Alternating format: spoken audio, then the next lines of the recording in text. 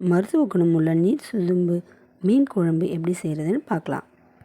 ஒரு வெங்காயம், தக்காளி, ஒரு பூண்டு கட் பண்ணி சேர்த்துருக்கேன். ஒரு வாணலில் எண்ணெய் விட்டு கொஞ்சம் வடகம் தாளித்து வெங்காயம், தக்காளி எல்லாத்தையும் கட் பண்ணி அதில் சேர்த்துட்டு நல்லா வதக்கிக்க வேண்டியதுதான்.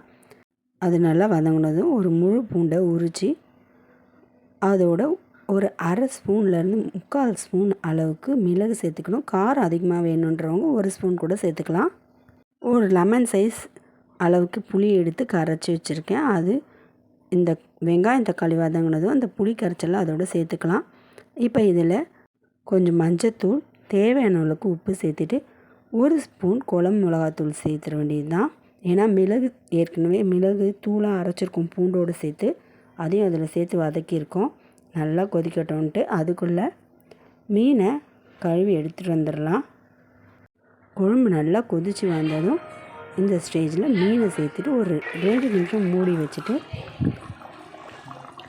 அப்படியே விட்டுட்டிங்கன்னா சுவையான நீர் சுதும்பு மீன் குழம்பு ரெடி. இது ரொம்ப உடம்புக்கும் நல்லது. நீங்களும் இதை ட்ரை பண்ணி பார்த்துட்டு எப்படி இருந்ததுன்னு மறக்காமல் கமெண்ட் பாக்ஸில் கமெண்ட் பண்ணிடுங்க.